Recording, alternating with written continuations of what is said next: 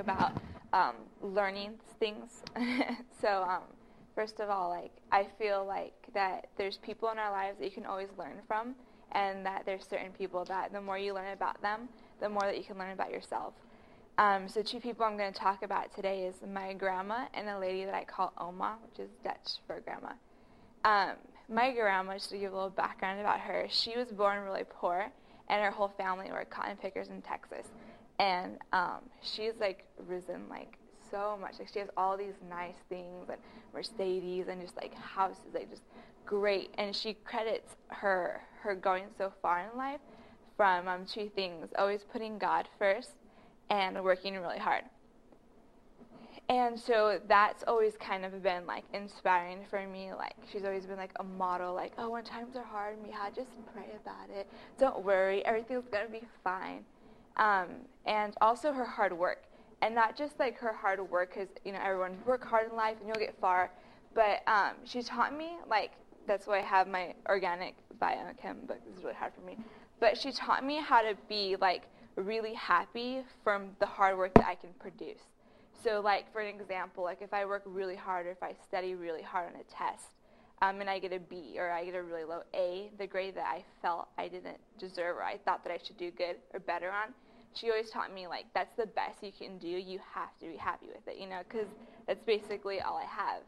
So what I've learned from her most is that all my hard work, if I don't feel it pays off through society's eyes, like I didn't get that A or that scholarship or whatever, it's good because it's my work, and I should be really happy and content because it's what I produced. So it's like the best thing. It's a really good feeling. It makes me feel like less stressed about certain stuff if I don't pull through at the end.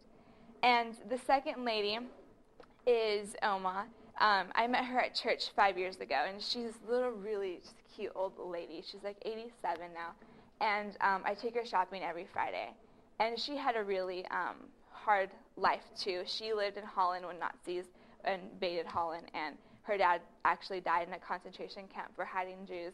And what I really admire about her is, even though she has now a lot of medical problems and like she's just getting old, she never complains about anything. She's just very positive, and she's always like, I brought a rose, or not a rose, something in my dad's garden. I brought a flower because she really, like, literally, like, when we go shopping, she always makes me stop. And there's this big rose bush by her house and smell the roses on there. She's like, you didn't smell the roses today.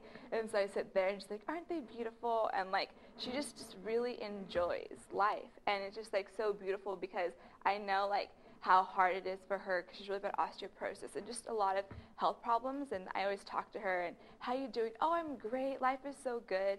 And she's just really, she taught me really how to, like, take life and all of its hardships and just enjoy it, because it's really not that big of a deal, according to Oma. She says, don't worry about it. Life still goes on. So those are the two ladies that I learn a lot of stuff from. And I feel that, like, the more you learn about people, the more you learn about yourself and how they can help you with different aspects, and just, like, open your eyes to new things. That I think that what I was, like, really like, oh, well, this is important. I tried this, and I didn't get this, the grade that I wanted, or whatever. They just totally, like, opened my eyes to see, like, oh, that stuff is not that important, or you tried your best, and it's all that matters, and to really, literally stop and smell some roses. So that's it. Oh.